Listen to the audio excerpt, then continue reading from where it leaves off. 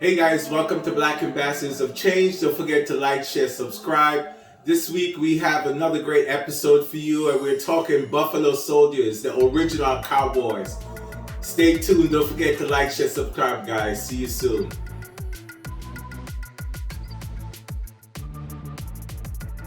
Hey guys, welcome back to Black Ambassadors of Change. Don't forget to like, share, subscribe again. So we're talking Buffalo Soldiers today. The original Cowboys in 1866, right after slavery was abolished. These men, a couple of battalions was formed by the United States government, and they offered free slaves opportunity to move out west.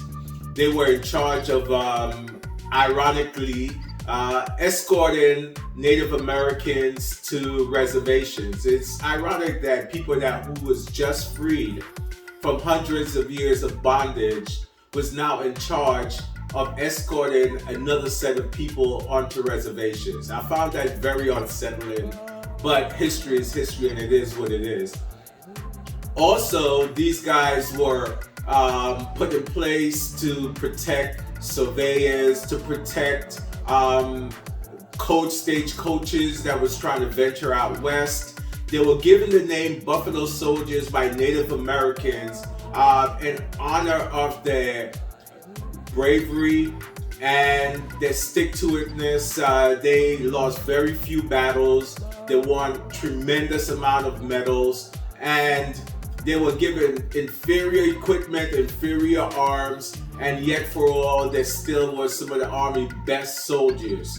So the Native Americans gave them the name Buffalo Soldiers to honor them, which they held as very sacred animals who were strong and who battled till the end. So that's a brief overview of what transpired, but take a look at this video that go a little bit more in depth into the origins of Buffalo Soldiers and how they opened up the West for the United States and created what we know today as the western part of the United States as far as keeping it secure. So take a look. I hope you enjoy the video, and please comment. I would love to have you guys comment on this video because I found it very inspiring. Take a look.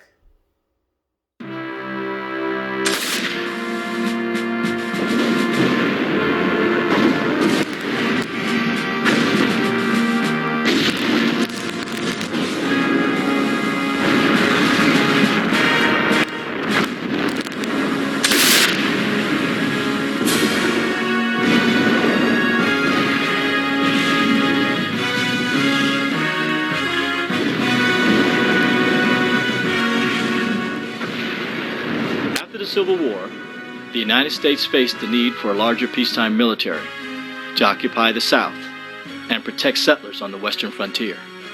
In the summer of 1866, July 28th to be exact, the United States Congress passed legislation establishing a peacetime military.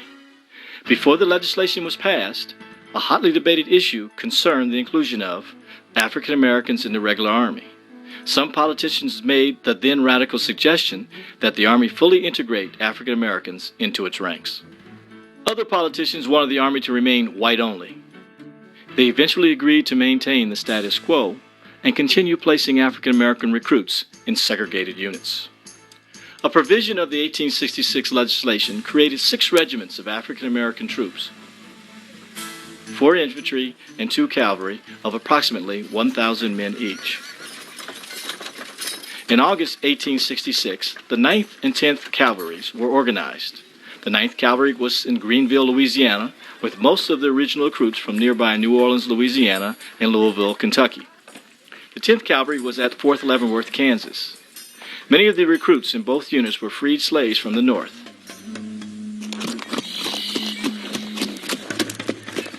The assigned mission of these African American troops was to escort the Native Americans from their indigenous homelands to designated reservations.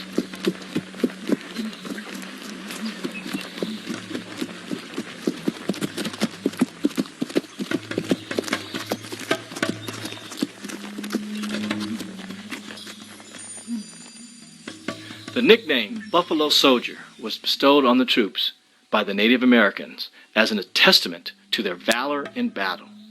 The buffalo was a sacred animal to the Native Americans, and they would not bestow its name on the soldiers unless they were worthy adversaries, fighting ferociously to the end, and living up to their motto, "We can, we will, and ready and forward."